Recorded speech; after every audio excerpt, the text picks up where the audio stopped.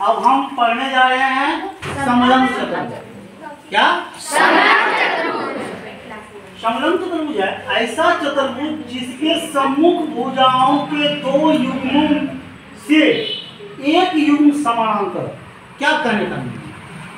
इसका कहने का मीनिंग है कि देखिए सम्मुख भुजाओं के दो युग्म, कोई भी चतुर्भुज बनता है तो उसकी सम्मुख भुजा का दो युग्म होता है। दो युग्म करने का अर्थ कोई भी हम चतुर्भुज बनाएंगे, ये सम्मुख भुजा का एक युग्म हुआ, ये दूसरा युग्म। बात समझ में आया? Yes sir. सम्मुख भुजाओं के दो युग्म, जब भी चतुर्भुज बनेगा तो सम्मुख भुजाओं के कितने युग्म बनेंगे? दो। सम्मुख माने क्या? आमने सामने की भुजा। नहीं समझे? सम्मुख माने क्या? आप हमारे सम्मुख हो, आप हमारे सम्मुख हो। तो ये चतुर्भुज जब बना तो इसकी सामने भुजा ये है, तो एक युग्म ये हुआ, युग्म जोड़ा, युग्म जोड़ा। तो एक युग्म ये हुआ और दूसरा युग्म ये हुआ है। तो कह रहा है दो युग्मों से एक युग्म समानांतर। क्या कहने का मीनिंग?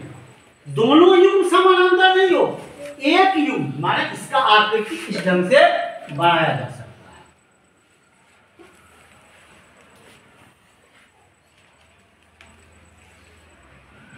बस समझ में आ गई? ये हुआ एक युग्म ये हुआ। दो युग्म की मीनिंग समझ में आई? एक युग्म मेरा ये हो गया और दूसरा युग्म मेरा ये हो गया, तो एक युग्म समानांतर हो। ये युग्म और ये युग्म क्या हो रहा है? समांतर। और दूसरा युग्म जो है, एक ये और एक ये युग्म जो हो वो समानांतर नहीं है। उसी को हम क्या कहते हैं? समलंब चतुर्भुज है। Yes sir. एक युग्म समानांतर हो, समलंब चतुर्भुज। अब देखिए इसमें ये दोनों बराबर भी नहीं है। इससे पहले आप जो भी पढ़े वर्ग पढ़े, तो वर्ग की प्रत्येक भुजा क्या थी?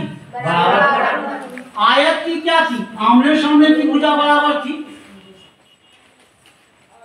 ठीक। Yes sir. समानांतर चतुर्भुज में भी युग्म बराबर था।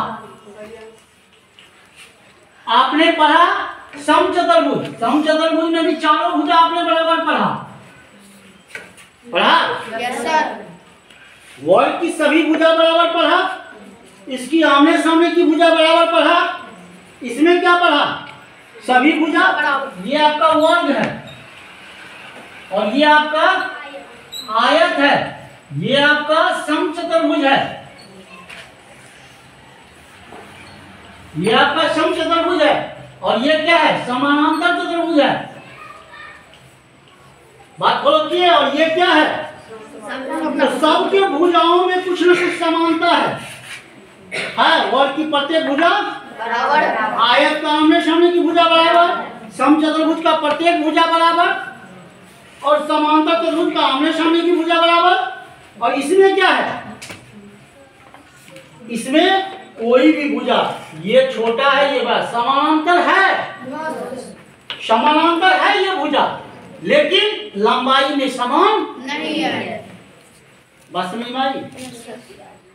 ये इसकी और इसकी भी लंबाई बराबर नहीं है। तो इसको क्या कहते हैं? समलंब। क्या कोई दिक्कत?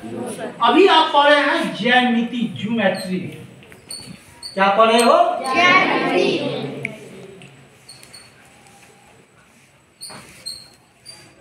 ठीक है। फिर यही चैप्टर आपको पढ़ाया जाएगा क्षेत्रमिति में। हमारी बात समझ में आ रही है? ये अभी आप ज्यामिति में पढ़ रहे हैं। इसमें आपको कोण से संबंधित जानकारी दी जाएगी, भुजा से संबंधित जानकारी दी जाएगी, शीर्ष से संबंधित जानकारी दी जाएगी। बस इतना ही ना भाग है। और विकर्ण से संबंधित जानकारी दी जाएगी। बस इतना ही चीज इसमें होगा ज्यामिति में। चाहे त्रिभुज बने, पंचभुज बने, उसके कोण से संबंधित आपको जानकारी हमेशा मिलेगी। चाहे भुजा से रिलेटेड होगा उसका संबंध, भुजा से होगा या शीर्ष से होगा या विकर्ण से। लेकिन यही चैप्टर फिर आपको जब क्षेत्रमिति में हम पढ़ाएंगे मेंसुरेशन, तो उसमें आपको क्षेत्रमिति में जो है इसी का क्षेत्रफल निकालना होगा, परिमाप निकालना होगा। बात समझ में आ रही है? Yes sir. अब जब इसी चैप्टर को हम वर्ग का जब हम क्षेत्रमिति में पढ़ाएंगे तो उस समय में कोण और भुजा की कोई बात नहीं होगी, इसका क्षेत्रफल होगा। क्षेत्रफल क्या है कोई बताएंगे? क्षेत्रफल, चलिए क्षेत्रफल सब फिर हम अगले वीडियो जब बनाएंगे इसमें और वर्ग का संचालन करेंगे जिसमें क्षेत्रमिति पढ़ेंगे, तब उसमें हम फिर क्षेत्रफल क्या है, आयतन क्या है, परिमिति क्या है, ये आपको बताएंगे। ठीक है? Yes sir.